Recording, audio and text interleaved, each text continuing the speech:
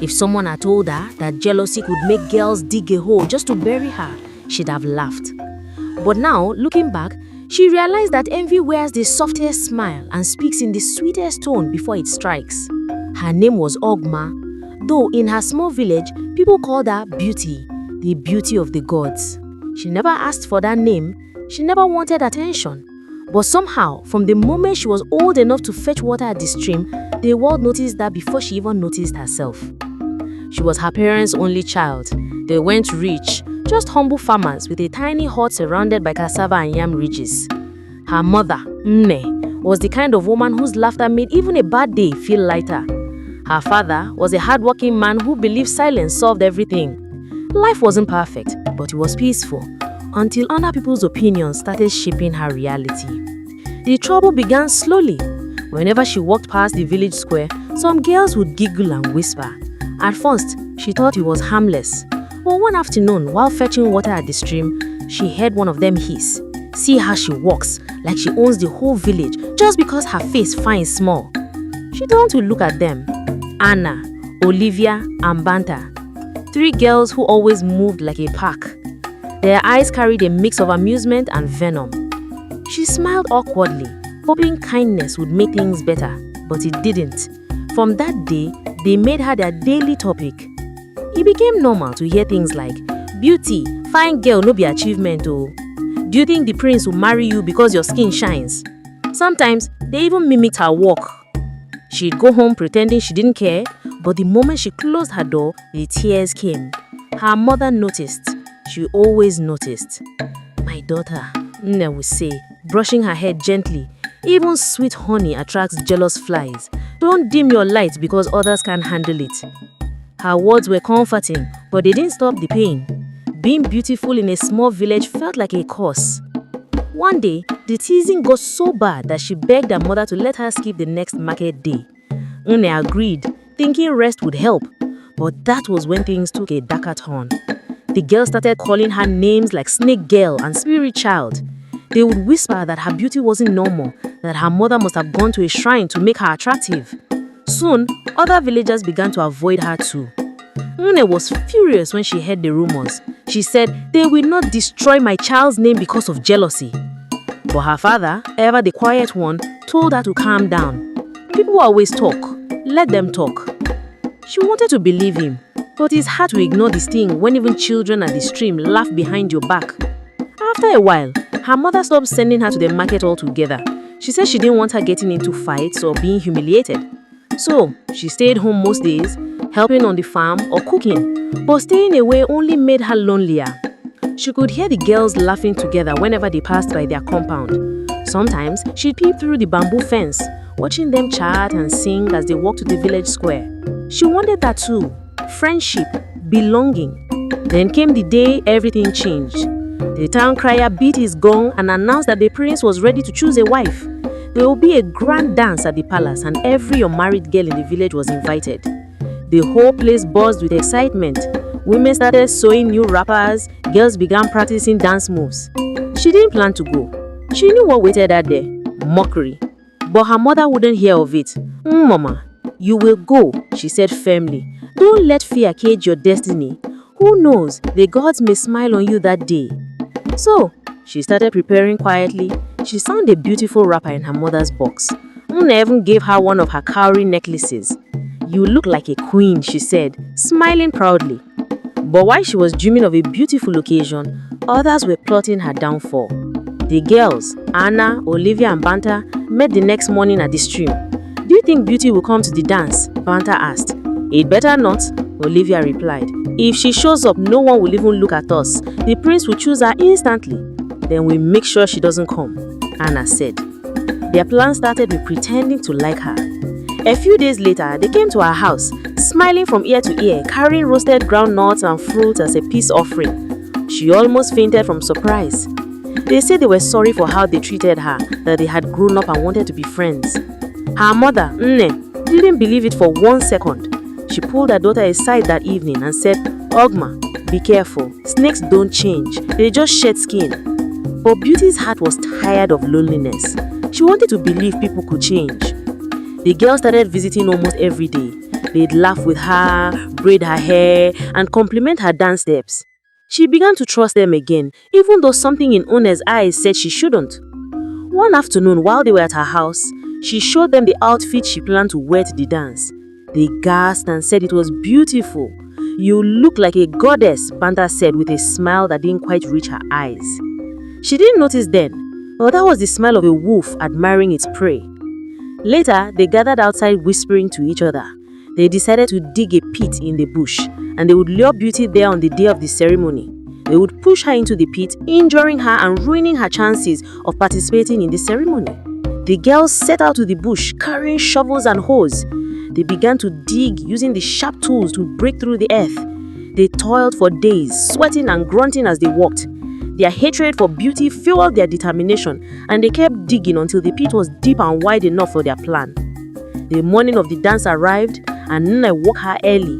She hugged her tightly and whispered, "Don't follow them anywhere. Go to the palace alone. I had a strange dream." Beauty promised she'd be careful. Nne headed to the palace to join the other women in cooking for the occasion. A few hours later, she saw the girls walking towards their compound, all dressed in bright colors, looking like flowers in full bloom. "Beauty," Olivia called, "we came to go with you. Let's take a shortcut through the bush. We don't want anyone seeing our clothes before we reach the palace." She hesitated, but my mother said, "Don't tell me you're still listening to that old woman's superstitions," Anna interrupted, rolling her eyes. "We're all friends now, aren't we?" Beauty smiled weakly. Her heart said, "Don't go," but her mind said they've changed. They walked together, laughing, talking about how the prince might look. Beauty felt happy, genuinely happy for the first time in months. Then, as they got deeper into the bush, the laughter died down. The path grew narrow and quiet. She noticed the bird had stopped singing. Her chest tightened, but before she could ask why they were taking that particular route, Anna turned and said, "This way, Beauty, the path is smoother." When she stepped forward, she didn't see it coming. The ground gave way beneath her. She screamed, a scream so loud it felt like it tore the air apart, and she fell into a deep pit. Her legs hit something hard. Pins shot through her. She looked up, dazed, covered in dirt, her head spinning. Above her, the girl stood at the edge of the hole, staring down with cruel smiles. "Look at you, Beauty," Anna said. "The village beauty, the queen-to-be. You want to dance, right? Dance there." They burst into laughter, their voices echoing through the trees. Her heart pounded. "Please, help me," she begged, her voice shaking. "Why are you doing this?" But they just watched her. "You think you're better than us?" Olivia sneered.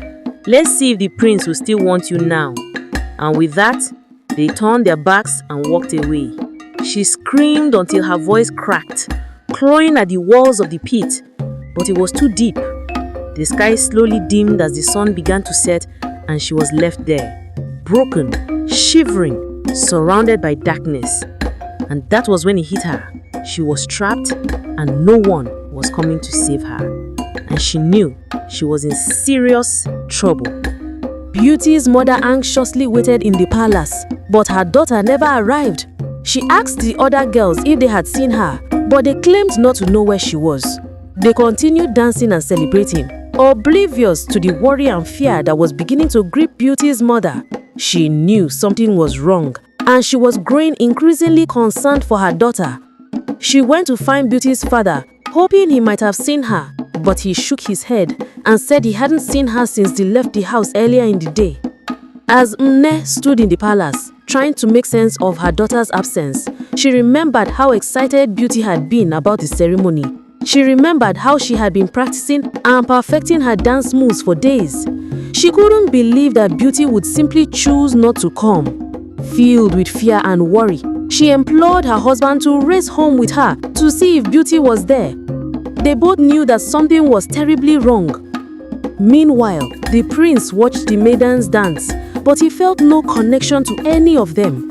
Something in his heart told him that none of the girls were his future wife. He turned to his father and said, "I have not found my bride." The king halted the music and announced to the crowd that the prince had no wife. The crowd stared in disbelief, and the maidens stood frozen in shock. The jealous girls were filled with rage and disappointment, and their legs trembled with anger. Beauty's parents rushed back to the palace, their hearts racing with fear. They reported to the king that their daughter was missing, and the king grew concerned. Mne told the king about the girls who were to come pick her up for the occasion. The king summoned the girls, Anna, Banta, and Olivia, and they all claimed to have no idea where Beauty was. The king sent his guards out to search for the village and the surrounding areas for Beauty, but the guards returned empty-handed. Mne wailed in grief, tears streaming down her face as she held her husband close. The king promised to send more guards out at first light, but Mne could not sleep that night. She lay awake, clutching her husband's hand, praying for her daughter's safe return. The next morning, as the sun rose over the village, a man named Dinta prepared to hunt for the day. Dinta was a skilled hunter who provided meat for the palace every day, and this morning was no different. He ventured into the thick bush, and as he did, he heard a faint cry for help. "Please, someone help me! Is anyone there? Please help me!" The voice pleaded. Dinta was puzzled. Who could be in the thick forest so early in the morning? He followed the voice and discovered a deep pit where a girl was trapped inside. She was exhausted from shouting for help. He immediately started lowering a rope down into the pit to pull her out. The girl, whom Dinta recognized as Beauty, was weak and trembling. She asked for some water, and Dinta gave her a drink. He knew that her parents would be worried sick about her, and he wanted to get her back to them as soon as possible. But on the way to the village, he had a change of heart. He decided to take Beauty to the palace instead. So he changed course and headed for the palace. When they arrived, Dinta told the king everything he had seen and heard, and presented Beauty to him. When her parents arrived at the palace, they were stunned to see their daughter in such a state. Beauty explained what had happened the day before. The king, queen, and her parents were horrified by what they heard.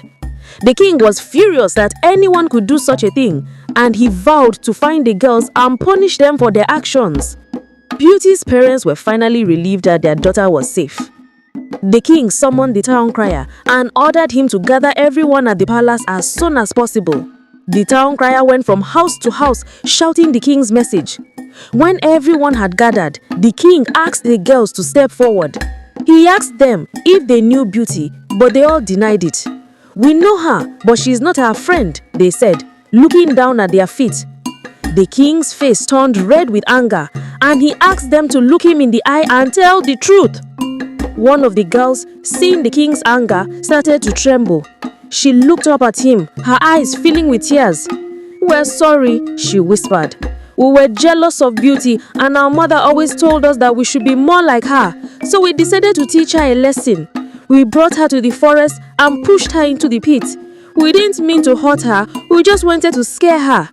The other girls started crying too, and they all begged for forgiveness, but it was too late. The king was determined to punish them for what they had done. The king turned to his guards and ordered them to take the girls away. "Lock them up for a long time," he said, his voice cold and hard. "And when they are released, they are not to be spoken to by anyone in the village. No one is to sell to them or buy from them. Anyone who associates with them will suffer the same punishment." The crowd watched in silence as the king finished speaking. But then the prince stepped forward. He turned to the crowd and announced, "I have found a wife. She is here with us today." The crowd murmured in confusion. Who could the prince be talking about? Then the prince walked over to Beauty and lifted her to her feet. He brushed the dirt from her dress and gave her a warm hug. The crowd erupted in cheers, and the jealous girls hung their heads in shame. The girls were led away sobbing and pleading for mercy, but it was too late. The king's decision was final. Dinta was rewarded by the king. Beauty's destiny had been fulfilled despite their attempts to sabotage it.